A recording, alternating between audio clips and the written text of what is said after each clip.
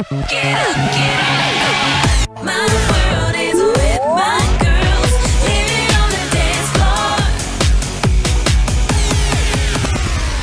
floor. Welcome back to Leave It on the Dance Floor. Today I have my friend, the one, the only, the most creative guy I know, Todrick Hall. Oh, Woo, woo. Stop. No, you are. Hi. You are. And we need to work together more. Thank you. Or we should have worked together more. You are in my top 8 on MySpace, and I don't even have MySpace anymore. So anytime you hit me up, I am more than willing to be there. I know. You're the kind of person that can, come up with 32 pair of spray painted neon tennis shoes Absolutely. overnight, in a moment. And just imagine if we had like a Walmart close to us, we could. The possibilities would be endless. Endless, because if they don't have it, you don't need it. So how did we meet? Now, I'm going to tell you how we met. So I get a random phone call. Oh, no. Which I don't even know how you got my number. It sounds on brand. Go on. Random phone call. I'm going to be in Pittsburgh for 6.5 hours, and I want to shoot a video with your kids. And I said, Todrick, I'm not there. I'm not in town. I'm not there. Mm-hmm. That was it. Then call back. No, I'm going to be there. I have to do this. I have to do this. You have to let me in. We have to make this happen. Da, da, da. So then I start calling my faculty there, and I'm like, okay. Mm-hmm. And you actually were the lead star singer on a cruise ship with one of my former students. Yes. So that was the connection. Yes. How I knew you, not in the world of YouTube or the theatrical world, but how I knew you, actually knew you and knew your name. Yeah. So that I was like, oh God, all right, I got to let this kid in my studio and I'm not there. And it was all that stuff about running a business, which is hard. It's hard to be a businesswoman and try to produce all these stars at the same time and when you know what's going on. So that was it. So I wasn't there. And you had free reign. Being a super fan of the show, and I could not believe that my friend had danced for you all the time. And I remember when we were on the cruise ship, she would talk about working with you and stuff, but the show hadn't aired by then. So then when she was like, yeah, I know them, I'm like, you know Maddie Ziegler? Like, you've met her? And she's like, she's in the room right now. Like, I just could not fathom the fact that this like dance factory like actually existed in real life and went down in the way that I saw it on television, which is why I think so many people fell in love with the show, because they were real organic relationships, and it was those kids had been with you since they could walk. Right. Which makes it very difficult that all those relationships have been severed so just poorly. And badly and hurtfully, yes, because those kids were there, and there were lots of other kids, as you have come to know, that were much more talented that were there. And sadly, their parents were sweet and nice and paid their bills on time. So they didn't make good TV. Gotcha. And that was what was hard for me, because when the show started, I had a huge senior company. I think I had 27 kids in my senior company. And the kids that were going to graduate that year, 5 or 6 of them were, talk about freaks like me. They were freakishly talented. And one is on Broadway right now in Funny Girl. The other ones are all dancing professionally, that whole group. And I needed to be with them, not with 7 little kids in the other room who, weren't that swift. Let's just put it out there.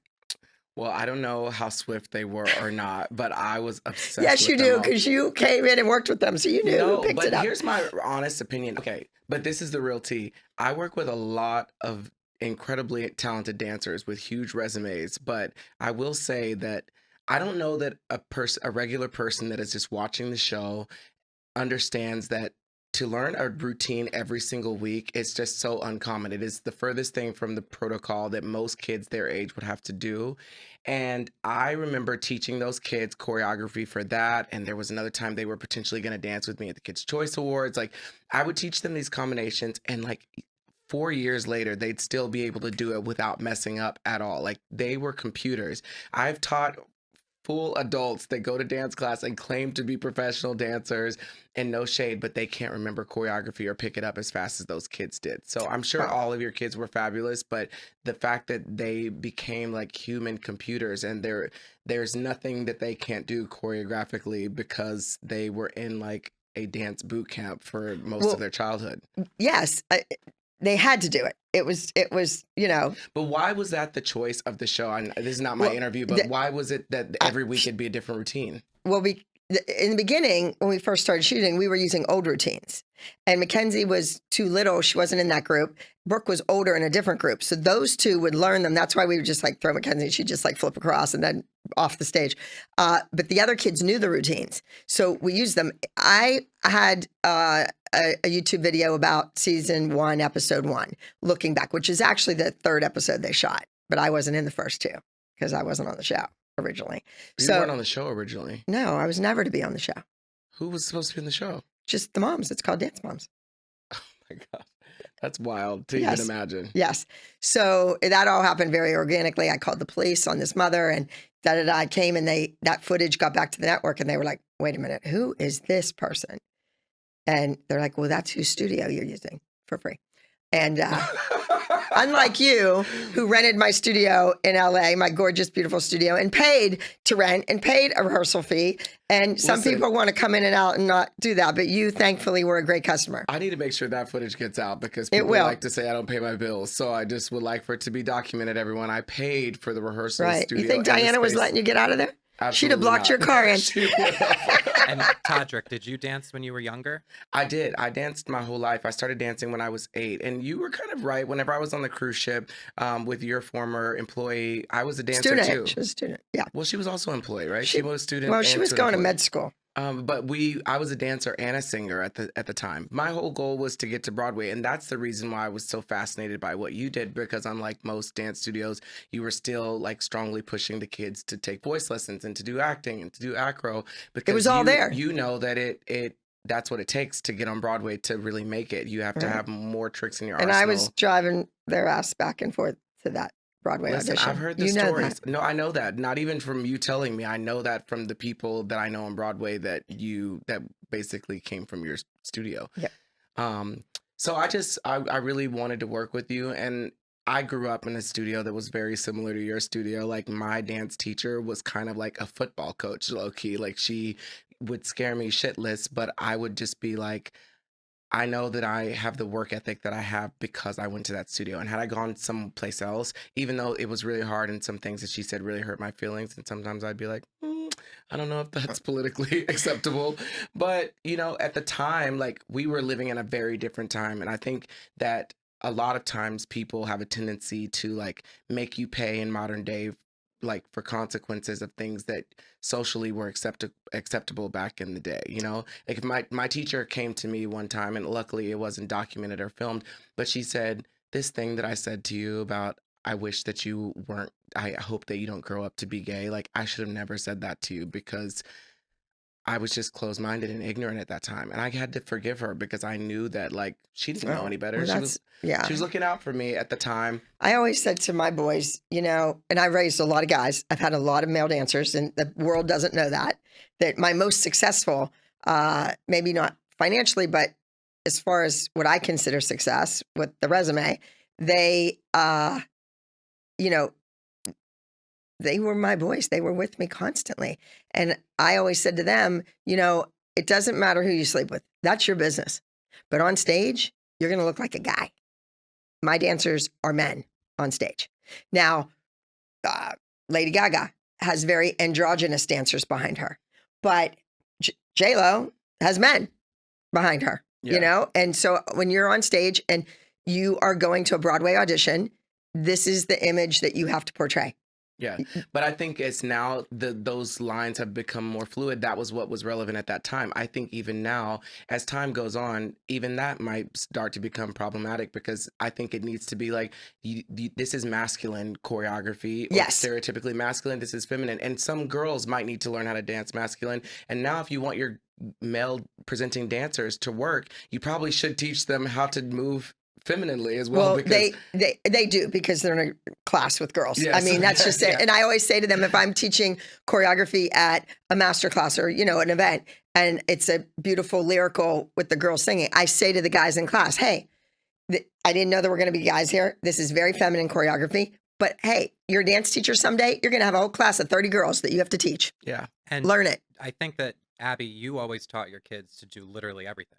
Everything. So now, Everything. that's even more. I mean, Just you can be because- kinky boots. And I think Wicked a lot, kind of transformed your typical dancer's body, your Broadway rockette look. I mean, Wicked did a lot to change that. And it's still changing, yeah, And we all have a long way to go. But I know in my heart what I did for all of those students. absolutely. Everybody was the right thing. And people always say, how do you sleep? And I go, I'm like a baby. Because I know whatever I said to them, if it was hurtful, if it was nasty, if it was mean, if it was wonderful, kind, poetic, it got through. I needed to get through to that kid. And some way, somehow I did. Tough love still has the word love in it. Yes, true. You know? Yes. And speaking of Wicked, Todrick, you love The Wizard of Oz. I love. I've been to your home. I've seen Yeah. the incredible masterpiece that you have created in a bedroom. You don't sleep in there, do you? I don't, but I should start to sleep in there some days, just because So beautiful. It's such a magical room. It's borderline creepy to some people. They might be like, I don't want to fall asleep with like a witch mannequin and a flying monkey mask looking at me. No, But but they're the the- Wicked fans would love it. And Like, they're when we were and there, they're it was sick. It was real. awesome. They're the real deal. You Yeah. have the real costumes. I do, yeah. Yeah. And for those of you who are watching on Patreon, we'll flash some videos of that from when we got to visit you, Todrick. That room was awesome. Yes, Yeah, thank it you. was really cool. But the video in Pittsburgh, Freaks Like Me. All right. So you're on the phone with me. So then, okay, now I let you into my studio. Yeah, now you can go in the store and you can get whatever you want. Yeah, now you can waste time and take them out of class. Okay, yeah. Now you need other kids. Okay, now you want other kids. Okay, now you want to use Peyton. Oh, God. Okay, now you want to use the moms. And I was like, nope, that is not happening. They are not going to ruin this. But I was but Abby, persistent, please. and I called and I said, please, Abby, come on. This will be a dream come true, because I was such a fan of the parents just as much as I was the kids. And then I didn't stop there. Then I was like, and now I want to use you. So can I fly to wherever you are and put you in the video as well? Because people don't know you weren't even there. So you're in the video. You but- just told the whole world that I was never there. Well, you weren't at when we shot the video. I no. know. Yeah. We did it on location. Yep. And it's funny because those little kids, Jordan Jones is one of them. Yes. There's another little girl that's one of them. Yeah. And I was like, wait. And I just watched it back yesterday because you're coming on today. And I thought, oh my God, we know all these kids too. They ended up being on Abby's Ultimate Dance Competition. I know. It's so wild. It's so wild how small the world is and how successful all those kids have become as well. Crazy. And we saw the video has 15 million views as Wow. of today, which 15 is pretty million. crazy. That's insane. And I'm using that ALDC commercial thing. I want to use that because it's great. You It's should. fabulous. You I should. know. Should be using that all the I time. was just really happy that you recognized that a lot of people at that time didn't recognize like social media influencers. This was before it was like a thing to be like letting social media influencers come in. I mean, I had Broadway credits and I know that you knew that as well. Yes. But really what I was known for was being on social media. And I think it was so important as a dance teacher or a studio owner to be like at the forefront of what is the new trend and to Well, be like, this is social media. It's YouTube. You And got to get with it. Instagram just was happening as those kids were growing up. And that's why they had so many followers. That's why the craze went nuts. That's why we'd land in an airport in another country and there were 250 people in the airport waiting for us to arrive. And we're like, how did they even get into the airport? What is this? This is nuts here.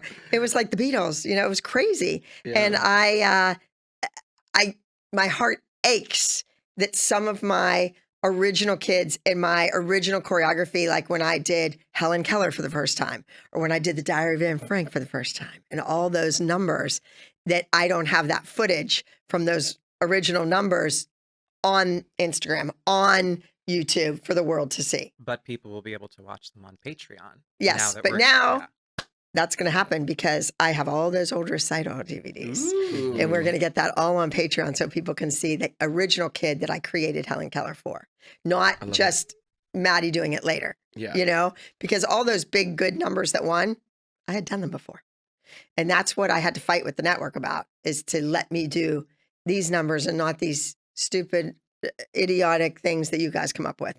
And like you said about the kids learning a new number every week, it fell into their laps. They did it. They became stars. I just want to see a little more gratefulness, a little bit more, wow, what happened to me was something very special. I don't want to do it again, but it made me who I am today. You know, and it was a collective. It was a group. I didn't make them. I made them the dancers that they are, but they had a lot of teachers at my studio that were wonderful that I had hired. And it was an ensemble cast. We all made it happen together. So why it was so toxic and so this and so that, I don't get it. I mean, I ended up going to prison for the way I was depicted on that show. We all know that. Yeah. So if anyone should say, oh, it was toxic, I can't remember it, it should be me. And I don't look at it that way. I look at it, and when I watch things back, I'm like, where did I get that shirt? I don't even remember having that outfit. Or, oh, my hair looks good there. Oh, God, I look like a drag queen. You know, that's what I see when I see the show. I don't hate it. Yeah. I think that the show was on television at a time where it was the wild, wild west, and people were doing things and saying things that right now would probably not be politically correct. And it's really easy to get a show reel of the negative things that happen, like the crazy things. I've seen these videos go viral on TikTok, like, wow, how crazy was Dance Moms? But there's never in life just a compilation of like the positive moments where people are cheering and when people are happy. I think that sometimes people have a tendency to want to look at a situation as all black or all white, as all good or all bad. And most of the time, things lie somewhere in the middle. And I have a lot of faith. I know I saw that you and Jill were on a FaceTime live. Yes. And I love all of the girls. Like I still keep, I follow them, almost all of them. I think I follow all of them. And I have faith that over time they will realize that that was a chapter in their life it was crazy and it was wild, and there was a huge demand on a bunch of young kids at a time, a more demand than they would have had without the show. Like for them to live their lives, for them to feel embarrassed on television, for them to grow up on television, for them to have to compete every single week and be terrified. I would have been terrified for a wig, a hairpiece, a bow, a hat to fall off. When it would fall off, like the audience we were trained to know, like when something would happen, it wasn't just that it fell off or that the music was like, like whatever, but I would be like, Abby's gonna kill them. Like it was very like you were a real life Miss Hannigan in some ways, but in other moments you were very, very, very, very loving to them, and you could tell that they really loved you and had a love for you, appreciated you and respected you in that moment. And well, I'm glad you saw that. That's good. I And think you were anybody there who and you watched worked the in that show- atmosphere. So you know what it was like. Plus, I'm trying to compete, and it was my name out there. Yeah. So I wanted them to put their best foot forward. And that's a thing that was like an ongoing, when I do those look backs and I watch, I'm like, do the mothers not realize if they would just shut up that I would have more time to do this number? But And I I'm think trying that to it make was- their kid look good. It was mutually beneficial. If they had just shut up, you wouldn't have had a show to Right. film. Like they needed to not shut up. The kids needed to be like to deliver, and when the kids delivered, boy, was it like Wasn't a huge it? payoff. We would be sitting at our houses and like screaming and jumping, and I just Really? would. Oh my gosh, I would lose my mind. It was like the closest thing. RuPaul's Drag Race wasn't a thing because I basically consider that like gay football, like the Super Okay. Bowl, But before that, Dance Moms was my best friend Sheena and I's Oh. like show that we would like go and watch, and we'd be cheering for Maddie and Chloe, and when Nia would have a win, we'd be so excited, and watching little Mackenzie grow up. And the overwhelming feeling was more joy and joyous and triumphant when they would get things, because you'd be so proud of them. You'd watch them struggle to get their round off back handspring, back tuck, and then you see them land it for the first time. You'd see their parents' eyes light up. But the drama was so juicy, and I think sometimes in life that's what people remember, and I hate that that's the case, because I think anybody who watched the show, truly watched the show, knew how much you cared about them, how much just like you cared about Broadway Baby, like the amount of time and effort and energy that you put. You didn't have a life outside of that studio. You devoted your whole life to training all these kids, and you were so proud of all the kids that you got on to Broadway. And I think that that was like what I took away from the show and from being there in the room, that was what, that was your main focus. You wanted everybody to be good. You wanted to win. Well, I would thank not you. have wanted to lose to Kathy. Thank you. Thank you. But I do understand also where they're coming from, and they're still very, very young, and I understand them feeling like they need to take a break, and social media will probably support them in that. But All right, life Todrick, is- I was 14 when I started working. You were? Yeah, I started my company at 14. There you go. So- But when you were 14, it was a different hustle that people had. People weren't expecting to become famous off of TikTok because they No, can. no, it wasn't. It was the real grind, and it Yeah. took me a long time to be respected. Well, I don't even know if I am anymore. Like even today, in the dance community in Pittsburgh and on the East Coast, and to show up at a competition and win. It took years and years and years of me trying to get better and better and stronger and create better dancers. So it didn't all happen easy. But there was drama without mama drama already. Oh, Like, I could have know- done the show. I'm telling you what, and people don't understand this. I could have done the show 20 years before I did it. And every 5 years, there would have been a new cast. And I think back of things that happened. And like when a kid hit 14, they should have been out and a new kid in. And it would have revolved rather than, ooh, someone's leaving. You always knew you were leaving. Like your graduates, your senior graduates. Yeah. They either leave on good terms and you're invited to the graduation party and the engagement party and the wedding and all that jazz, or they leave on bad terms. They're still leaving. They're Yeah. leaving. And you're raising new, younger ones that are coming up and filling those spots. It's a revolving door at a dance studio. It's always new in and old out. And things like that would have made life a little easier. But I had some mamas, man, way before those mamas that would have put them to shame. But I even can't putting the even moms imagine. aside, you think about, just like you said, Todrick, when things fall out of your hair, like crazy onstage moments that would make great TV anyway. The wrong music. Now you're in Pittsburgh. Okay. You show up. Yeah. You walk into the studio. What happens? How did that feel? I'm literally fangirling as if I'm meeting like Blue Ivy. That's how it feels. Oh, like God. I think that's the closest thing that you can imagine to like meeting. Speaking of Blue Ivy, she does not take it the ALDC LA. Just saying. Go ahead. Just putting And that out she's there. dancing on Beyonce's tour every single night. So we. I don't know where she was taken, but her grandmother, Beyonce's mom, does like some dance singing lessons thing somewhere. I'm not sure. She does. Tina Lawson. Yes, Tina. Miss Tina Lawson. She Tina. loves for you to say Miss. Yeah, and Um, I'm sure she has some choice words for people too. Yeah, so I was just losing my mind. I was really excited because I just felt like I knew all of them, and to be able to coach them through going to the studio. They all went to the studio with me In Pittsburgh. In Pittsburgh, yeah, It's crazy. and we all got to record the music.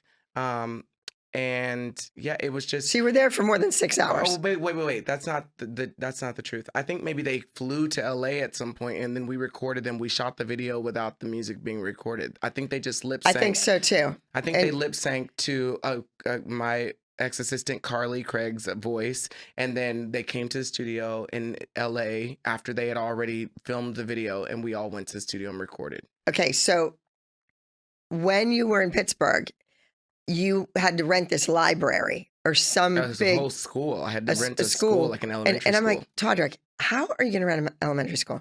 Todrick, you just can't do this in Pittsburgh. It has to go before the board of directors and they have a meeting once a month. You're not going to get in. You're not going to. He did it. That's Todrick Hall. He just comes in like, woo, the tornado.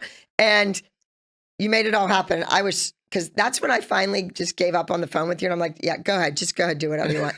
Because I thought he is never, ever going to make this happen. We And made he it proved me happen. wrong. Persistence. I'm Proved the me most wrong. persistent person in the world. You know that. Yes. And it was Now not I an do. option. It was not an option for me not to make it happen. In fact, I was like, I'm just going to book a flight there. I wasn't even going to be in Pittsburgh. Why was I going to be in Pittsburgh? I thought you were on I just- tour or something. No, I flew there just to go meet the girls. But I was like, she's never going to move. She's never going to make this happen. So I got to just tell her I'm there. So You lied. I lied. Okay. Yeah, because it needed to happen. Yeah, I thought you were there for some reason, and then okay. So it happened. Yeah, I was on the East Coast, not in LA. I was on Okay, the East okay. Coast. I was like in New York. And so I was like, this is the time that Yeah, I yeah, have yeah. to be there. Yeah. Okay. It happened. It's amazing. Thank you. It was fun. Absolutely amazing. Even the moms are cute. Jill looks like she might be doing another movie. Don't do Jill. Don't do When this. when Jill she's was fabulous. No, but as the principal, Yeah. and she's with the glasses or the secretary. I don't know what part she's playing, but it looks like it's going to go a different direction for a moment. Look back at it again. Watch it again. Not Jill starting an OnlyFans. Yeah, dance mom Jill. That's exactly what it looks like. It's like, this might be a little porn. Yeah. I'm screaming. Okay. So then, so now jump ahead.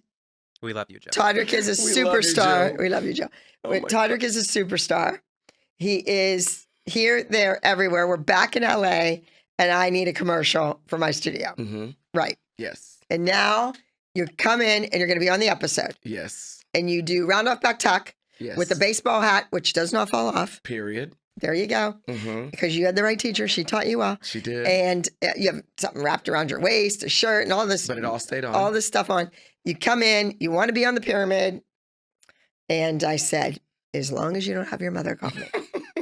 There you go. That was it. Yeah. So that was your entrance. The kids were so thrilled to see you again. And you went and hit every room in my dance studio. And we planned it out. I'm directing. Mm-hmm. And I'm trying to figure the camera angles out. Yeah. Because I'm trying to figure out, are you shooting this kid over here or are you shooting this kid, and the timing of how this all happens. And that's the scene where you're just like.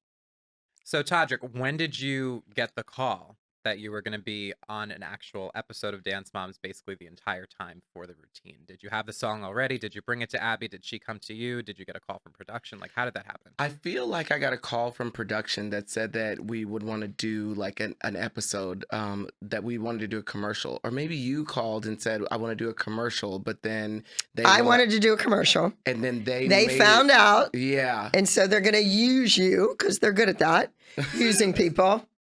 I didn't feel used. I was grateful to be on the show, but I was like, oh my gosh. You were not paid an episodic rate, I'm sure. No, I was not.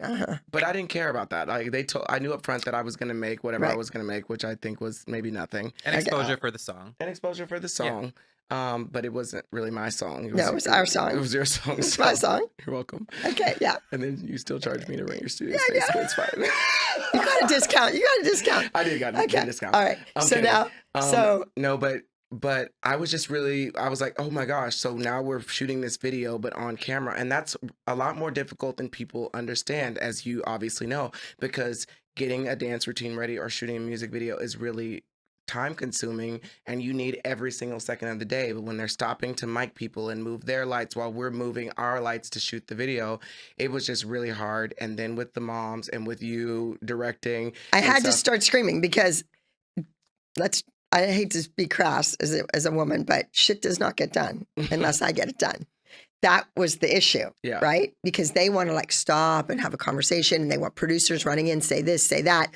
You know, they interrupt everything. But this commercial was what the reason why we were there. So exactly. if we don't get the commercial, then it doesn't matter. It doesn't matter. We have to get this done. And nobody is paying attention to that. They're all about the drama. And I'm like, stop. And there's also so many factors. Like the kids can only be there a certain amount of hours. The union can only be there a certain amount of hours. The kids are only going to be in this makeup once. They're all getting into all these costumes. But and they had 2 trios. You were doing 2 other trios that week that you had to teach them. And the routine that they were competing with as the group that was also Wizard of Oz. Which I threw on the back burner because I could have cared less about their other group number. Let's face it. I had to get the commercial done. We were going to use the choreo from the commercial, throw it into the group dance, add another minute on, and we're done. What's the big deal? I guess that was intentional if we really think about it. They knew you had no time. They wanted it to be good. They wanted it to be good TV, right? I guess that's what being under the gun and the time and the costumes and the makeup, it all lends to the drama because it's all real. Yeah. And then we went out to the street and it took the drama up to another stratosphere. Cranked it up. One of the most iconic moments in television history, seeing Abby Lee Miller. That was really one of the most iconic things that's ever happened. But I feel like you joined me in the street, and we don't see that on the show. I was down to join you in the street, but then I realized we were fully going rogue on television, and there was like 7 kids behind us, and I was like, okay. All we needed was the heel, back, leap, heel, back. We just needed the off to see the wizard step down the middle of Santa Monica Boulevard. Right, but it was like were we willing Wusses. They to were risk the wusses. life? Yes. They all had insurance. Come on. Ridiculous. So it's But just, I feel like you were out there and maybe one or two of the kids ran out with us right away. oh, they were down. Then they were ran back. daredevils. But I remember Jess being Oh. like, JoJo, no. JoJo, back on the curb. I And know. then the soundbite of her, Abby has absolutely lost her mind. Yeah. And I didn't. I was just, If Have you anything, you ever made it directed work. traffic before in your life? no, but I could if I had to. But directing the kids in the video probably Yes, feels like directing traffic. Yes.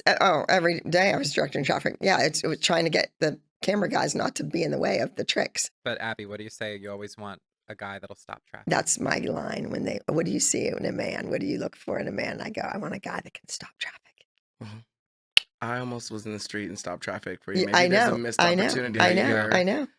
We did have a man in common too back in the day, but we're We not don't going have to talk about that. We don't have to talk about that. We're not going to talk about that. Ah! I'm screaming.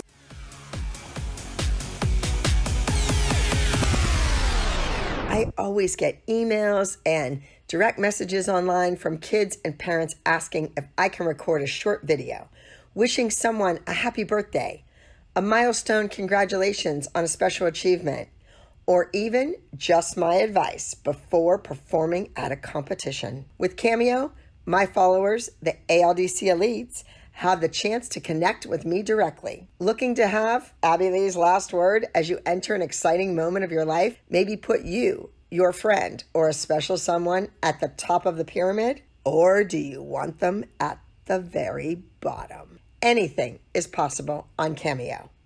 Connect with me from anywhere on the globe at cameo.com/TheRealAbbyLee. That's cameo.com/TheRealAbbyLee. The sky's the limit on Cameo.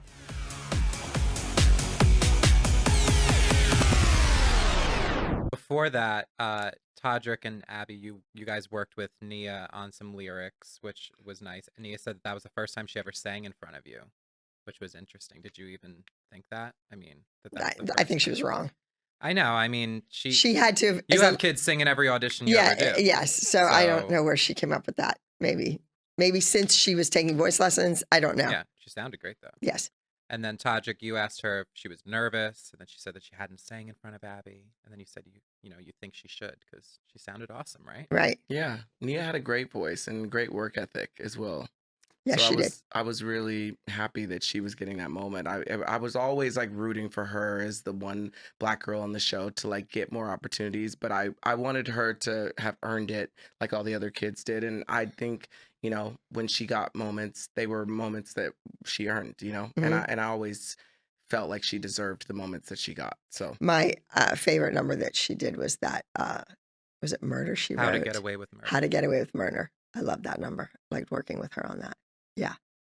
Yeah. And I always enjoyed working with Nia. She was the little kid in class that was in the front in the middle, like, watch me, and didn't know what foot she was on. But she was like all out. You know what I mean? Like loving every moment of being there. that's so funny. Yeah. I was on a cruise ship at the beginning of the year and I texted Holly and said, I'm watching all the episodes. Oh, Holly was just to me like Michelle Obama reincarnated. She just is. felt That's, like I think that's why she was cast. she is just everything. It took a lot for Nia to get her to come to even interview for the show. She wanted nothing to do with it. And Nia's grandfather, lovely man, used to bring her to class every day or whatever day she came, Tuesday, Yeah. Thursday, whatever. He brought her and he would help her change her shoes and take her coat off and everything. And he was older then. And we didn't see Holly. She was no problem with money or anything like that. She would stop in some random day that Nia wasn't even in class and pay her bill. Like she was fine. We just did not see her because she worked in the city at a school, a private school. And by the time she would even get to the studio, it was 6:00 at night. So, and Nia was there at 4:15. So we just I didn't have a lot of interaction with her Yeah. prior to her coming on the show. And then, that whole thing, we couldn't start till after school because none of the kids were homeschooled. It was just a nightmare. But we did see Holly in the Freaks Like Me video. Yes, and we she did. was slaying. She was slaying. Holly is a queen to me. She was slaying. She's just everything. She danced as a kid. I didn't know that. She You know, danced for Vicky she- Shear. I have to just say this about Holly. She was just such a doll to me, and there has not been a Christmas or a birthday, I don't think, that has gone by since I was on your show that she hasn't sent me like sweet messages and love that is like specifically catered to me. It's not like a copy paste thing. She Oh, just good. sends me love a few times a year, every single year without fail. And I don't know, I just love how down to earth and how humble she's remained throughout this whole thing. I just love her, and I can't speak highly enough of what a great human being I think that she is. So Holly had an interesting comment as you were leaving because you and Melissa decided to go and get costumes for the kids because you drive all over town, all over up Yes. and down the West Coast to get Yes. costumes, saying how, why do you even bother? Oh, because you live there. So you actually lived at the studio? Is that because I know you lived in Santa Monica as well, right? But you No, had I a lived room on set up. I lived on Ocean Ave in Idaho, and then I lived on Ocean Ave in California. Okay. So I don't know. You had a bed there, so maybe she was just trying to be sassy. But I don't know. anyway, so then the moms kind of have their own little scene because, you know, they decided to kind of crap on Kira for leaving Kalani with Melissa for all I those forgot months. about that. Yeah. I completely forgot that Kira had a baby and Melissa had to take over ownership, Yeah. parenthood of Kalani It was for like a 3 whole months. thing. Like, I didn't even remember that. yeah. So that was like a whole different thing that Todrick, you were not there to see. I'm sure you would have In the loved to have seen episode. that though, right? I did not know that. There Oh was yeah. things thrown and right. Yeah. So, but anyway, then we get actually to shooting the commercial. We talked a little bit about it, but let's talk about what each of the kids were. Nia was the lion. Jojo was the tin girl. Bryn was the scarecrow. Kalani was the good witch. Maddie was the wizard. But in the competition ended up being Dorothy because Todrick, you were Dorothy, Yeah. Yes. obviously. So I Maddie I was the passed- swing. I passed on my ruby slippers. to Maddie her. was the understudy. It's funny. And Kendall was the wicked witch. Kenzie was Toto. So that's when She did you... that round off half twist tuck that was on the tumble track. Oh, really? Yeah, it was good. It was That's good. cute. I think you were playing in there on that tumble track too. Yeah. Yeah. I It's was. fun. It was fun. Abby, you decided to take over from there. Todrick, you probably had a whole vision. Did you expect Abby to be as involved that day? Or No, but I do remember a time that I rented your studio space and we were in rehearsals and you came into the room and you're like, guys, I need you to come in here and move these mats. Come on, let's go. And my dancers were like, we're going. She's like, what are you waiting for? I need these mats moved. And like, so all my dancers, while we're renting the space, by the way, have to go move these mats. There was another time I was having a concert and I didn't even know that Abby was going to be available to come. I had invited you to my concert and Mhm. about 8 minutes to show, she said, I need 15 seats. You're going to have to hold curtain. Abby's good at choreographing life, That's what the text message said. not just So dance because routines. of those two experiences, I need 15 seats. You're gonna have to hold curtain. Okay, I guess she's coming. Did I And we- say that? Absolutely, and we did. You we did? We held curtain There you and go. we got you your seats. But I was like, Oh, I do remember that. That wasn't like one of your big, huge No. 1,000-seat concerts. That was down at El at the Porto El or so. Portal Yes. Theater in North Yes. Hollywood. Yes. But it was like the show was about to start. Like I don't even know how I saw that text message, and then I was like, oh my gosh, Abby's coming with the girls. I guess we need the seats.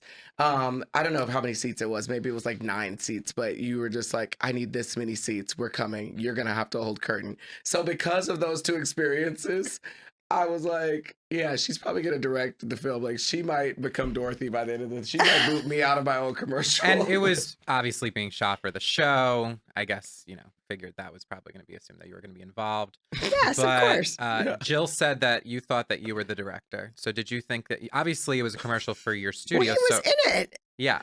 I mean, it's hard to direct, produce, and I was producer. I was EP of that. Yeah. So I needed to step in. I had to step in somewhere Uh-huh. because he does things his way. Yeah. Mhm. Todrick, how many videos? I mean, you do things your way. And I knew the time constraints. I knew what else I had to get done. That's what people always forget. In the back of my mind, I always know what has to be accomplished in this day or this you week. also knew about the producers and how much of a show they were trying to film during that time, which I was not concerned with. I was only Mhm. concerned about the video, but the TV Right. show component was like so much more than we had originally bargained for. And the kids were going to have to leave because they couldn't film past a certain Right. hour. So shut up, sit down, move your ass off the thing because you're in the shot, and let's go. Because you only had 2 hours.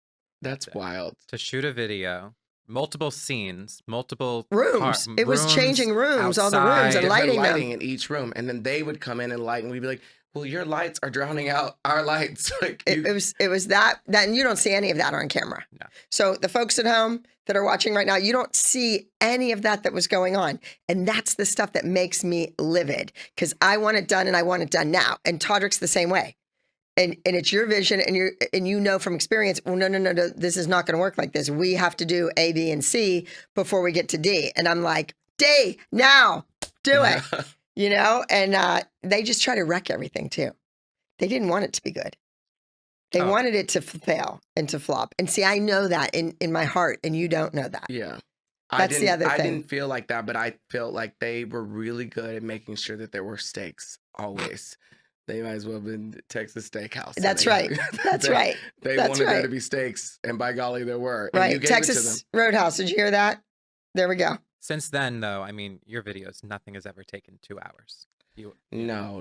Like, It so was that like probably the only time that you Probably had to do so. something like because that? Also, in that 2 hours, you don't realize that they're getting into hair and makeup, and they also don't know the choreography. We just made the song, you know? I think it was another time where we filmed the song to different voices, maybe. Maybe they had already come in to record it. I don't remember how we got them into the studio to record it. I don't remember any of that. I remember standing in front of that ballet bar with Bryn doing It's a Kick because I remember screaming at her like, flex your foot, hyperextend your knee, kick. So, and that's in the shot Yeah. that she does. And it's like trained in ballet and she plies or something. Yeah. Like I remember doing that. I remember the round off twist because I thought the camera should be at the end as she twists in the air that you see it. And it was at the other end, like things like that. I remember being there, being hands-on and going, no. It's going to be this way. And it has to just be fast. Yeah. And there's things that the audience will never see. They'll never know. Isn't it so wild that years and years later, out of all those episodes, that specific clip has gone viral on TikTok? Right now, Isn't that insane? 2023. It's like, So everybody at home, do the math, figure that out. When was that? When did we shoot that? 2016? That was 2016. So 16, 17, 18, 19, 20, 21, 22, 23. That's a long time. yeah. And it's gone viral. There's a lot of my quotes on TikTok. Yeah. If only you could trademark your voice. I know. Why aren't those lines mine? I don't know. They Ursula'd you. They stole your voice. That's right. Oh, I forgot about that. They Ursula'd me. we might need to do that for a Halloween costume. Mm-hmm. Maybe Ursula. Mm-hmm. And the crazy part is that something you're going to say today is probably going to be viral at some point. That's Really? the crazy. You Yeah, think? you're a viral machine, honey. Well, I mean, I'm sure you've seen, there's a video of you like interrupting somebody's birthday at like a restaurant. Like you literally, like somebody's singing and they have like this ice cream thing and then you wheel up, you're like, what is that? What is that?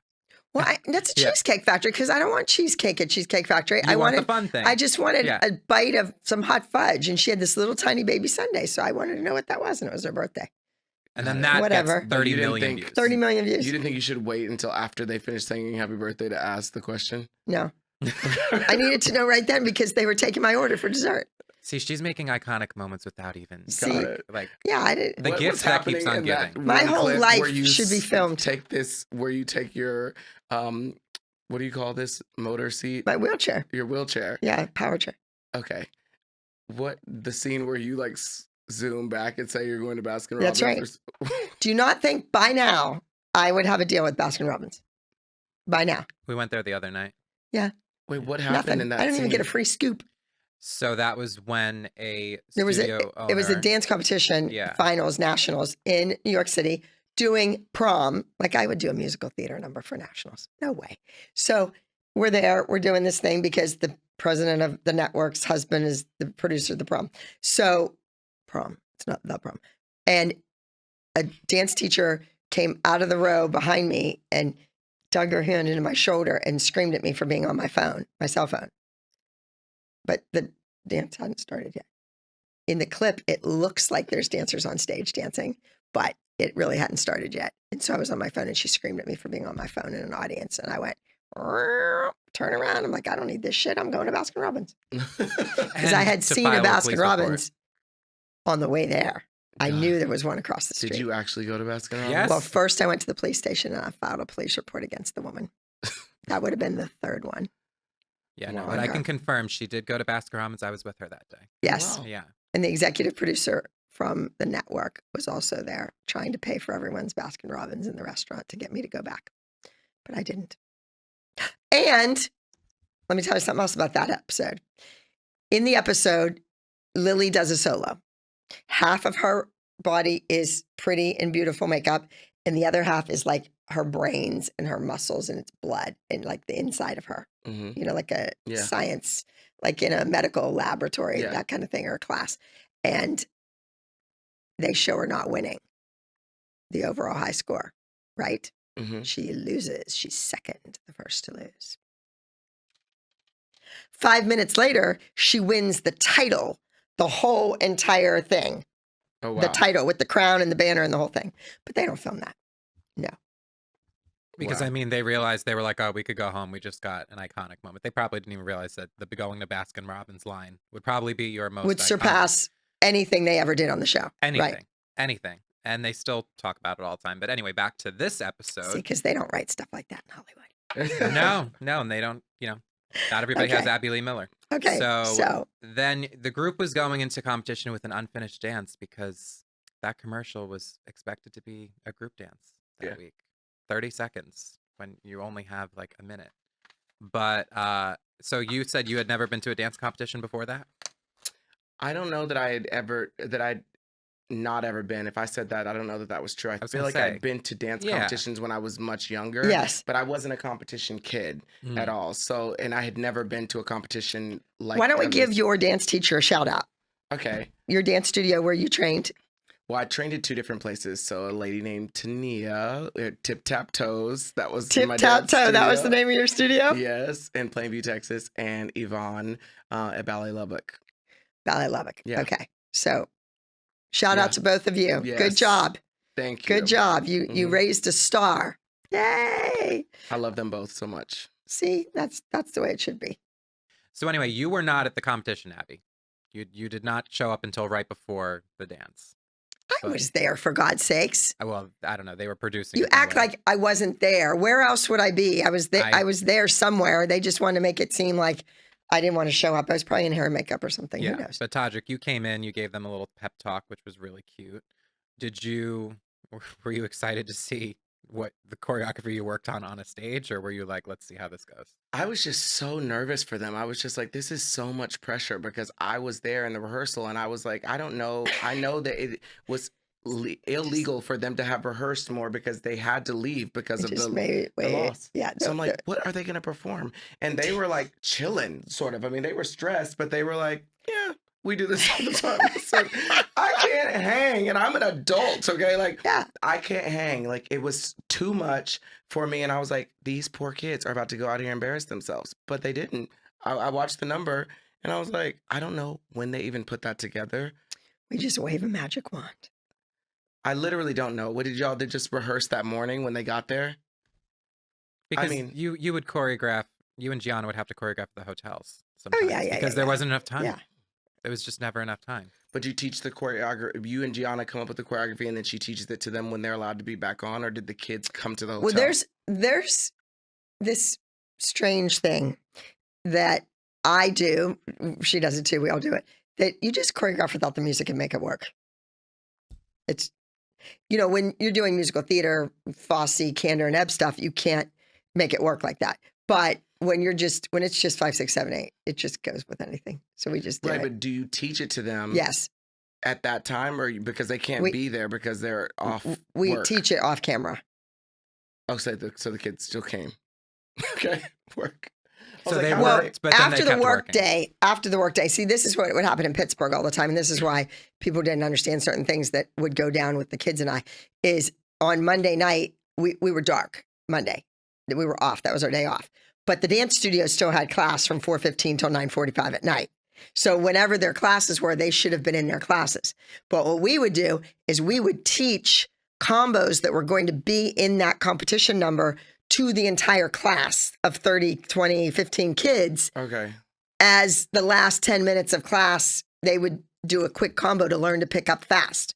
You know, some studios work on a routine for competition all year long. Yeah. I never did that. I would do all the choreography on Saturdays and Sundays for my studio kids. Monday, Tuesday, Thursday, we did class. But the last 5-10 minutes, you throw something at them to see, like an audition, to pick it up fast. So we would throw stuff at them. So when all the kids should have been in class on Monday and in class on Tuesday. And that's when we would do this choreography, that choreography stuff that we would use in the dance. Got it. And then Okay. we just have to space it. And we have to give this one their little special But part and they'd this one their already little kinda special be part. like, okay, They already knew what the steps were. Yes. okay. Do you And think then- you could have did that? I would have had to. I mean, I think it's what you did. I mean, they were capable of doing it because they had to. It's amazing what the human brain can But do if you make it do that, if you teach it and develop that muscle week after week Right. after week. But then once we moved to LA and someone had a stylist and someone had a publicist and someone was going to a movie premiere and somebody was doing this and that, that's when it got ugly for me. Because in Pittsburgh, there was nothing else to do. So at 4:15, your kid was in dance class, come hell or high water, no matter what, because that was the schedule. And your son was at ball this or on the field or whatever. Like, you know what I mean? Like you Yeah. just did what you had to do. And there weren't all these other, I love that you're such an artsy like drag queen in real life that you can't even think of a sport name. Your son was at ball field. Fuck. he was at football or the soccer field or Yes. hockey practice One of at the those rink, sports whatever. things. But no, your girl could have been there too, your other Yeah. girls. But you were there and you, and like we had the kids were ours and there were no parents watching. There was nobody Yeah. there. So, but once we got to LA, everybody had shiny stars being dangled in front of them to go here and do this and go there and do that. So then they weren't in class. So then they'd come in Wednesday after Pyramid and we're like, okay, the combo that we did Monday night in Contemporary, let's go. Who was And then kids consistently wouldn't know always it. there? If you had to say this person was always there, most consistently. Maddie was always there. Who? Maddie was always there. She was always in class. Yeah. Because home life was not good. So she wanted to be there. That was her home. That's where she was, you know, with Cheers, where everybody knows your name. Yeah. That was it for her. Nia was in class. She was in class. Yes. And Kendall. Yeah. When we got to LA is when it just got bad. And then the traffic here. You know what I mean? So a kid would plan on coming. They'd have to go for a fitting or stylist or whatever. And then they'd plan on coming and they're sitting in traffic for an hour and they're missing half the classes. So Yeah. that was bad. It was bad to move here.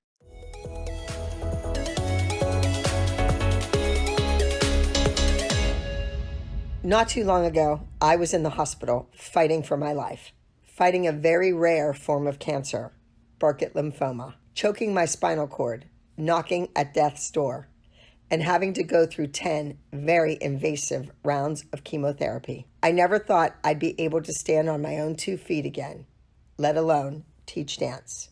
It wasn't until Dancers Against Cancer visited me during my recovery to help in my time of need that I realized their incredible mission. They have created an alliance in the dance community that provides financial support and inspiration to dance educators, choreographers, studio owners, dancers, and their families who have been impacted by cancer. The I'm a Dancer Against Cancer campaign was founded in 2012 in response to the loss of a young dancer from cancer. Since then, it has become a beacon of hope in the dance community, uniting dancers all over the nation. Join the fight against cancer and help make a difference with the dance community. For more information on how to get involved and make a one-time or even monthly donation, please visit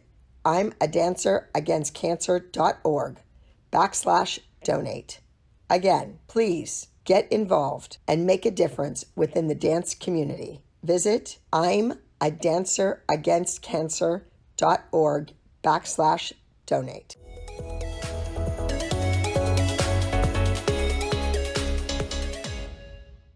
But Bad. Todrick, in the episode, in amidst of all this chaos, you had said that although it's crazy, it's still something valuable that they all got to experience in that moment because they were learning something that they were going to be able to apply later on. Yeah, you finally, agree with me and I'm not so crazy. And you're like, but you know what? All this craziness is teaching you something that you're going to be so much more ahead of the crowd later in life because you can do this and have someone screaming at you the whole time you're doing it is significant in itself. Yeah. So Yeah, I think that you come from a very different, like the old school way of learning things was just so wild. You watch these things and you watch how these huge stars were made and how these huge Broadway stars were made. And I've had Broadway directors like make me want to cry. Just good. Because But- it but- made me stronger and I appreciated it. But we are now in this different, a very different time. And I do think Let's hope it goes back, people. Let's hope it goes back. I think that a happy medium is good. I do think that there are a lot of people who expect a gold star just for participation. Everybody expects for everybody to be nice with them. I said something the other day on the phone to someone, like, people want an extraordinary life, but they want to get it ordinarily. And I think, I'm like, then you to have an extraordinary life, you usually have to go through extraordinary hoops. You have to like put in extraordinary work. And I do think that it is very strange. I am interested to know if you were a football coach working with only boys, would society, if you said the same things, be as upset as they did that you said it to young girls? That's just an interesting conversation. I don't know what the answer to that would be. No. But I do think that there's like a standard that people are like, young women are expected to be spoken to this way and men are supposed to be tough so they can handle this type of thing. But I think being in ballet and doing shows 8 times a week on Broadway is really tough. It is That's insane right. Those on your football body. players play one Yeah, a week. one game a week. One yeah. game a week. And they have all those pads on in case they get hurt and fall down. Like, come on. And Todrick, it's interesting that you bring up Abby being a female and working with just females because it's like you see figures like Gordon Ramsay, who we all love, who's known for, Hell's Kitchen screaming at these people, Because the steak isn't cooked well. and like- it's great TV and It's great TV and people love him. And he has a spinoff, a spinoff, a spinoff, a spinoff. and he follows you, he loves you. I know. So, I mean, it's Shout just out. it's an interesting, situation. But the group at the end of all I that just, won. and I always say, they yeah, they won. won. They They won. won. They Woo! won. Oh my gosh. Yes, they won. Yeah. But I also think I always wanted my kids to go to that Broadway audition and be the best one in the room, be the one that eyes were on, be in the moment, I didn't want you to get yelled at, right?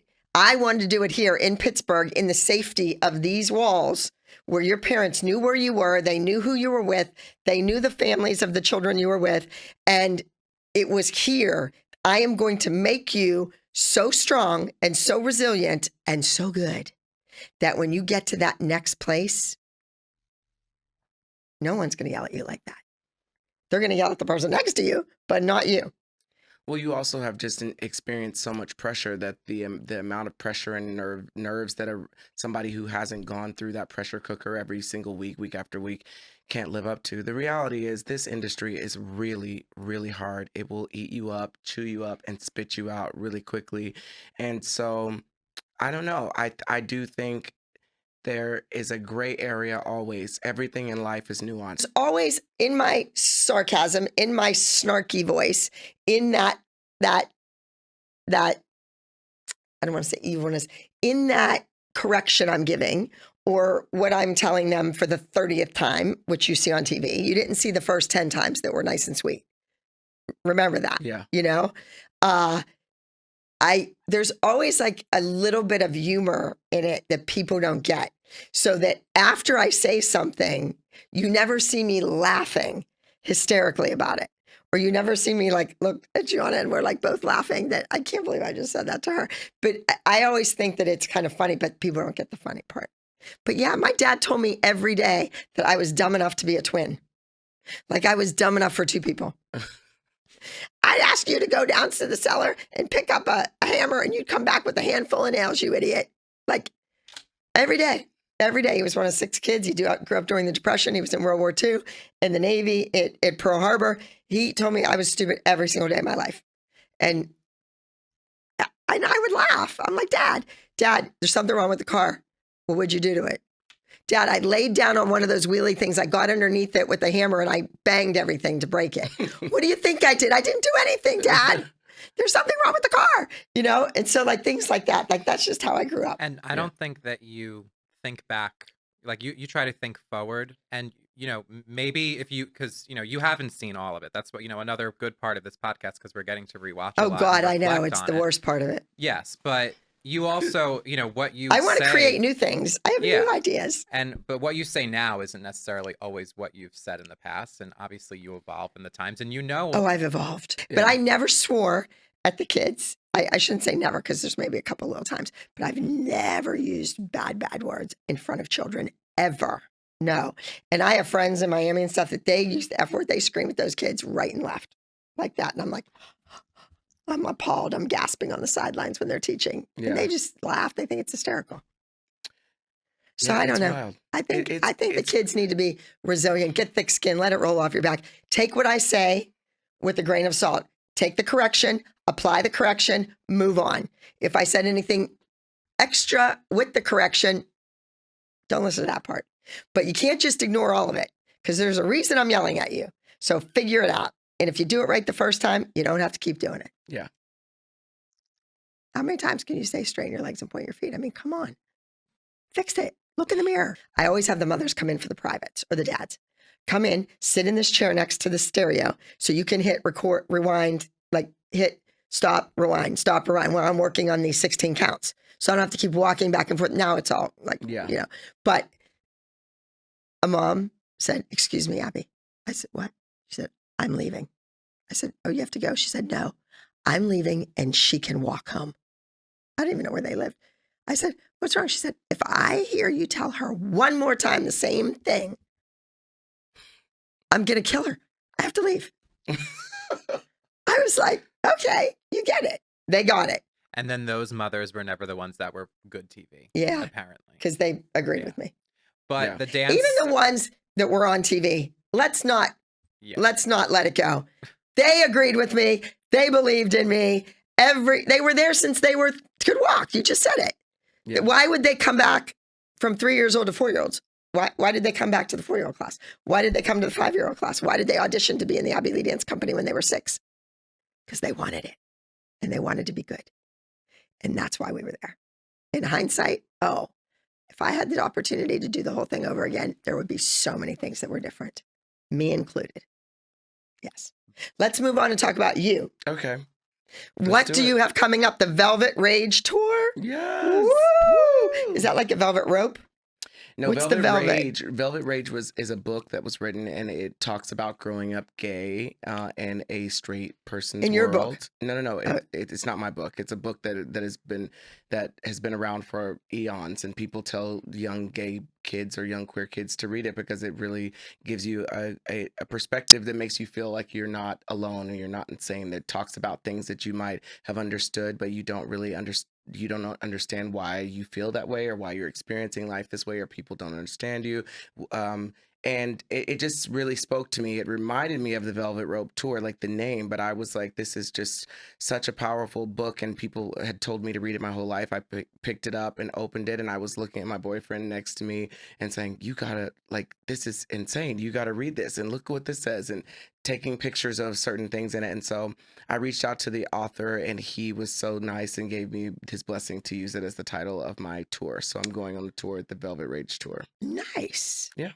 Nice. So is there a thematic arc story from beginning to end with these numbers in the tour?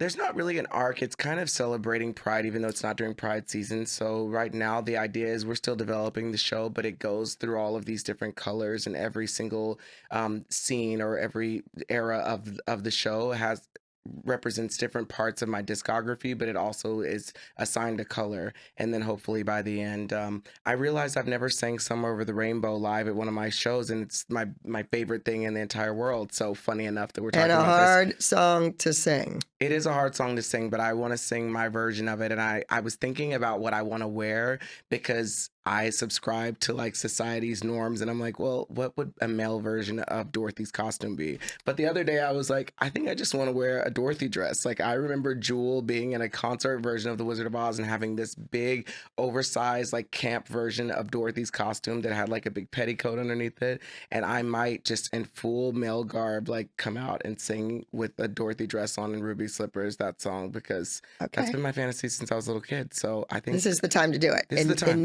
In this tour. yeah, Yes, absolutely. And how many cities? I think it's 32 cities. Wow. Now, I've seen a tour bus. Yes, I can't get on it with my chair.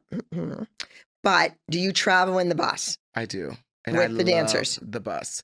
I don't usually travel with the dancers. It's a crazy time right now, and I just like to separate myself from the dancers, especially the male dancers, just because it's 2023.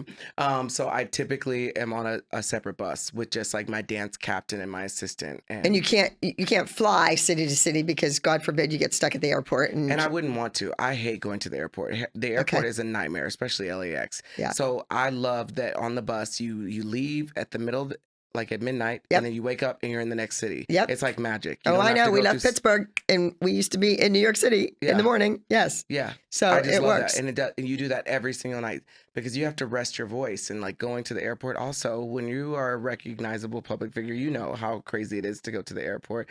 People are stopping you for photos and stuff the whole time, which I love to do and I don't have a problem doing. But when you're doing 32 shows in a row like that, it's just, I know a lot of people who still do tours by plane, and I have no idea why they would ever want to do that. No, unless you're going from Buffalo, New York to Yeah. Texas, like overnight. I mean, you have Yeah. to fly, but I agree with you. If you have Yes. everything you need on that bus, why get off of it? Yeah. Yes. Now, there's something else that we both do. What? Cameos. Oh, yes. Woo. When I see you at the top of that leaderboard with like, I didn't even know there was a leaderboard until like 2 days ago. And then I see you there and I'm like, how did he do 32 cameos? So I would like you right now in the microphone Oh, my goodness. to do one of your cameos. For, well, what is it for? It's for you, but for, It would be for me for congratulations on your new podcast, Leave It on the Dance Floor. Okay. Hi, Abby. It's Todrick Hall, and my good friend Michael just told me that you started a podcast called Leave It on the Dance Floor. Now, I have to say, I'm a huge fan of Dance Moms. I love the kids. I love your garb. I love when you wear those black shirts with all the rhinestones and they're bedazzled. I'm hoping that you're going to be wearing one of those. So I am congratulating you on this new era. It's going to be incredible. I hope everybody is watching it. Sending you love. Thank you for watching my videos and supporting it and listening to my music. Put your nails, hair, hips, and heels on, and everybody go subscribe to Abby Lee Miller's Leave It on the Dance Floor podcast. Thank you. Look at That you, and was that's good. why he's at the top of the leaderboard. What is your favorite song to perform live? Because there's so many. My favorite song to perform live. Okay, that's a really hard question because there are crowd pleasers that people love. It's so strange how like the thing that I love Nails, Hair, Hips, Heels, and I'm so grateful that I wrote that song and that it became like the phenomenon that it became because it changed my life in a lot of ways. But it's the most simple choreography I've ever done, the most simple beat. Like I sing and do hard choreography, and like that song is the easiest part to do. And everybody pulls up their phones, like records that part. And so when we rehearse the show, everybody's like, we have to learn Nails, Hair, Hips, Heels, and that's the number you have to bring it on every time because that's the one everyone films. But I think that my favorite song would probably be Glitter, even though I didn't perform it in the last tour. I'm going to perform it in this Glitter. tour. For some reason, it's a song that like my fans know. I love that song. For some reason, I would listen to that song if I wasn't the one who sang it. It just makes me feel so good. There's something so magical about it. And so I'm making sure that on this tour, I sing all the songs that I want to sing because I typically do what I think the audience would want. But I think that the fans that are coming to this concert are like, sing whatever you want. We're coming to support you. Right, And, right. yeah. And you have enough under your belt. Like you have enough catalog of work Yeah. that you can now do all those favorites that everyone loves. Yeah. You know I what I don't mean? When really you do only have one covers. favorite, you can't just do all the favorites. You know, there's only one favorite. But now that you have all these songs that people know and recognize, they want to hear them. Yeah, it's really insane. And now I have like several hits that I think people come to the show. And if you are a kid that's in the dance world and they don't make them beats like they used to. They don't make them beats. Ha! Like the kids love that song. Or do I have your attention? Boom. That song is. And do you recommend? Is this okay for kids? This tour? Trying to make it be a little bit more family appropriate. By the way, last tour was probably my most inappropriate tour ever. And there were kids every single day. Like there were tons of kids that come to my shows. And I think that a lot of the parents say like, yeah, there are some choice words, but they hear those words at home. And to be honest, the message of inclusion and diversity and acceptance overpowers like the couple of words they might hear. Yeah, and respectfully, if you don't want to come, then don't bring your kids. Yeah, that's well, no, but I was saying for me to advertise it to my students and to my viewers, which a lot are kids and tweens and teens, that we have, since the show has been sold to Hulu and since Disney Plus, thank you, bought Hulu. I don't know why I'm thanking you. I don't get a penny out of it, but I have a whole new audience and I do cameos for 5-year-olds. Oh, wow. So my demographic currently right now is 5 to 85. Wow. Not too many people have that demographic. That's really impressive. It is. I'm not surprised though. It's crazy. So little kids, 5, 6, 7, 8, 9, I'm doing cameo, happy birthday, graduation from 4th grade, 5th grade, whatever. Yes, it's crazy. Well, I also have to I can't let this moment go by without telling people what kind of person you are, because you've come to all my concerts. Like you come every single time. I'm like, there's no way she's going to come. You find a way, you get in, you get wheelchair accessibility. You're like, don't worry about me. And then my dancers will be like, Abby Lee came up to me and told me to point my toes at this point in the show. Like you're giving the dancers notes. Well, they should know I'm coming. I was just in New York. I've been kind of, I don't know, thinking about maybe spending more time in New York. You should. And I've, there was an opportunity to play Big Mama in Chicago, and the network, my contract, snipped that in the bud. Wow. Snipped that piece of paper, that opportunity away, and I never got to do it. But my mother's former student, Albert Stevenson, is married to John Kander, and they have a new show, New York, New York. Love it. We saw it. Susan Stroman. Okay. Mm-hmm. So I go. They know I'm coming. So Albert and John are there, and Susan Stroman was not there, but I get this tap on my shoulder, and this guy says, Stro said hi. She wanted to tell me she was so glad you were here. She wasn't here, but hello. I'm like, I don't know Susan Stroman. She knows you. But that was an honor. And that's a big Broadway show. Yeah. That's a real show. Yes? Yes. I come out, and as soon as the show starts, oh my God, it's Clyde Alves. He's the lead. I'm like, Clyde is from Canada, from Toronto, from Joanne Chapman's dance studio. I'm outside. He's like, oh my God, Abby. I'm like, I couldn't believe that curtain opened and it was you. And he's a big star and blah, blah, blah. And he's like, well, we knew you were here.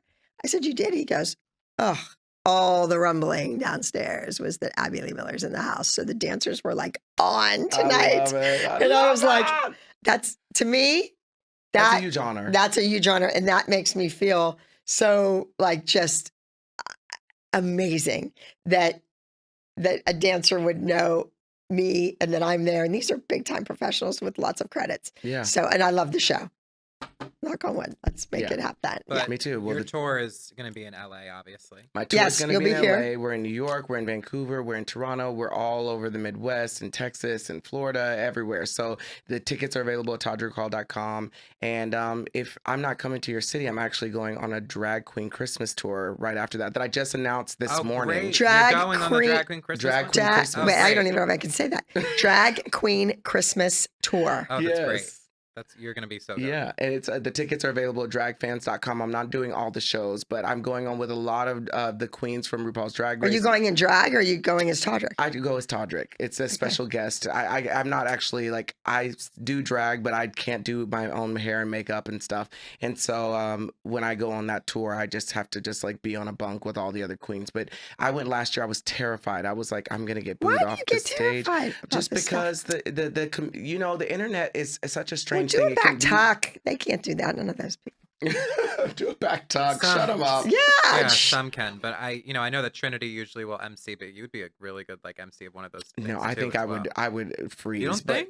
Oh. No, it's just not my thing. I'm not like funny when I need to be like that. Oh, You know what I mean? If you give me a script or if I'm just like in my natural habitat, I can be funny, but I don't want to have to be funny when I get to work. So anyway, I was terrified to go last year. I've only gone on tour as myself. Right. And I've never had to share like a bus with people. And like, it was unusual and foreign for me, but I went and they like really embraced me, which was really Yay. lovely because I am very proud of being a part of the LGBTQ plus community. And sometimes we can be kind of like combative and like evil towards each other. Well, you're also in the same business and you're vying for the same fans and the same ticket price, Yeah, and It's I don't see competitive. it like that. I take a whole moment out of my show every year to like shout out other queer artists because I just think that we have it so hard. There's not a lot of queer artists. I think queer artists are so insanely gifted and talented. For years and eons, we've been the ones like behind the Madonnas and the Chers and the Beyoncés and Absolutely. the Janets. And now that the world is different and we can step into the spotlight, I just think that we should all be uplifting each other. But sometimes that doesn't happen, and that's fine. But I just get a little nervous sometimes. But my point is, it was an incredible experience. I had so much fun, and I'm really, really excited to be on tour with the Christmas Queens again. So And this is November, December? this is November, December. So Yeah, I'm so- on tour September, October with the Velvet Rage tour, and then I'm going back on tour immediately in November and December with the Christmas Queens tour. All right. So you heard that here at Leave It on the Dance Floor. Todrick Hall coming to a city near you, whether it's the Velvet Rage Tour or the Drag Queen Christmas Tour. Good job. You can said see it. him. Yes. Yes. Enunciation. Elocution. Todrick, everybody can follow you. Where can they find you? Where do they find you? They find me. I have his address and his phone number, so call me and I'll give it to you. At Todrick on Instagram. I'm on TikTok. I'm on Snapchat, on Facebook. And his And- house has a lot of steps up the front. Yes, it does. So But he'll get a But ramp. Abby did call me one day and said, I'm coming to your house, have a ramp. And we had 2 hours to find one, and we did and it. he did. I know. How you crazy think was that? you think That was big. that was a that was huge. a, You that made was it a big happen. deal. You made it happen. I did. And he has an elevator in his house too, so I can always stay there. Do you have a chef? I don't. Yeah. I used to have a chef. I need a chef now I know. because right That's the now big my thing. boyfriend is being my chef. He's cooking food for us, Well, and he's so he can do sweet. that. I know, but else does he I'm do? so crazy that like when he's cooking, then I get mad at him that he's cleaning up the kitchen afterwards because I want him to come eat with me before the food gets cold. I'm crazy. I'm like, we can. Well, turn the TV on. Yeah, That's what only children do yeah. when they're eating alone. Just turn Yeah. the TV on. It'll be your best friend. He can clean the kitchen. And what does he do for a living? He's a dancer as well. Oh, He's coming on. Todrick. He's coming on tour with me. You Todrick, can't. Don't come do this. on. Well, especially not while he's in the room. No, he is. on- Todrick, we talked about it before. We're looking for bankers. We're looking for accountants. We're looking for attorneys.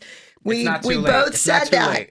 It's not too late, Todrick. It's not too Oh, late. You, no, you I can don't want get a in. banker or an accountant. Oh, I do. That's So if far too anyone's out there serious. listening, what did you say? This is just far too serious. I Okay, don't want if anyone's out there listening, stop traffic, build props, be able to drive a truck, stick, tuxedo, loves the theater.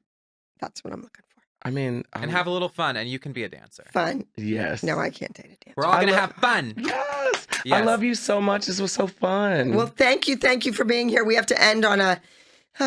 Okay, so yes. Any advice that the two of you and a little send off life hack, life advice we need the it. two of you Well, can. I was going to ask you what your favorite movie is. The Wizard of Oz. Duh, that was easy. What's your favorite movie? The Way We Were. Oh wow. Robert Redford and Barbara Streisand. And there was never a sequel. Because there shouldn't be reboots. Let's just leave it at that. Your favorite trick, acrobatic gymnastic trick That I Have you do or seen that some anyone else stuff does? that kids are doing? Oh yeah, it's It's insane. insane. It's insane. Like side aerial twisting to front handspring to your shoulder. Like it's insane the stuff they're doing. And I just Yeah. hope kids aren't getting hurt because they're all working on those air mattresses, like those air pads, the acro pads, Yeah. which is great for training.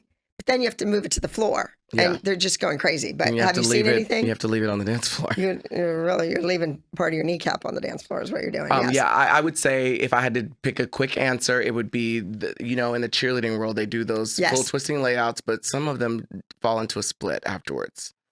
And it feels like Cootie it's just, smash. Yeah, a cootie smash after a full twisting layout. That's big. It's like, to me, that's the most fabulous thing you could ever do in the world. You don't need to do anything else. All if right. you can do that. So round off, you taking the back handspring out or leaving it in? You can do round off a couple back handsprings. Round if you really want to, make me like squeal. Round off back handspring, whip back handspring, full twisting layout into a split. That's gonna hurt. If you do it well, it won't. But if you're trying that at home, might hurt the first time. Make sure you're really warmed up. Yes. Mm-hmm. Yes. All right. And give me a memory, one memory. A memory of what? You got to be more us. specific. Oh my gosh, of us. Just a moment in time. Would it be that mat thing when I made your dancers move the mats? I don't know if it's that, or are you asking me to save you those seats, and there's got to be, I don't know. I think I came backstage and there was somebody important backstage, and I kind of like pushed them aside and was like, and I didn't know who it was.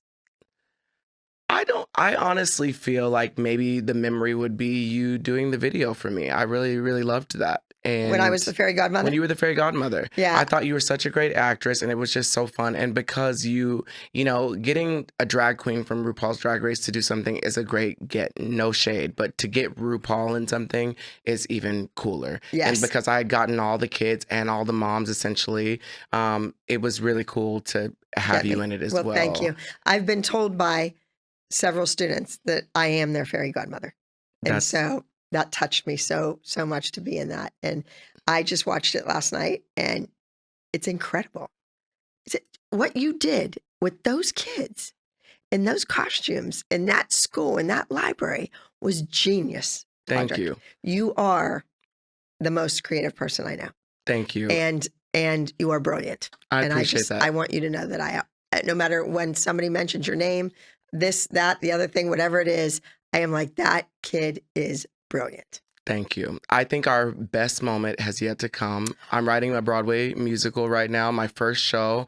It's my dream and has been for a long time. I know you can't tell us too much information, but a theme? I can't tell you a theme. I can just say that it is the thing I'm the most proud of, and I'm not even 40% of the way done. I think it's going to change the game. I think it's the thing I've had to focus on the most. I'm like eating, sleeping, and breathing it. So is my boyfriend. And I think that my favorite moment is going to be you coming to the show on opening night and getting to see it. That's a promise. Let's do it. I will be there. Okay. Make sure I have my wheelchair seat. Okay. Maybe I'll be walking by then. Period. I would love that. Or dancing. Let's do it. All right. It's a date. And maybe there'll be a kid in the playbill. I would love that. That has ALDC. Yes. Let's manifest all of that, and then people are going to come back to this moment, screenshot it, and say they said it. It was said here in 2023. They knew it was going to happen. Send it to Michael to put it on TikTok. There you go. Yeah, okay. There you go, and it goes viral. Don't forget, see Todrick on tour this fall. Don't miss it. Your life will be changed forever when you see his show live in person. And see you next time here on Leave It on the Dance Floor. Leave it on the dance floor. ALDC Elites, thank you so very much for listening. Be sure to subscribe and give Leave It on the Dance Floor a 5-star review on Apple Podcasts, Spotify, Google Podcasts, or wherever you get your podcasts. If you want to watch each week and see exclusive behind-the-scenes content like my never-seen-before pictures and videos from the competitions, some even taken from the wings, classes at the ALDC studio in Pittsburgh, or even our iconic dance concerts, head over to Patreon or become a member on YouTube Premium, linked in the show notes each week. See you on the flip side.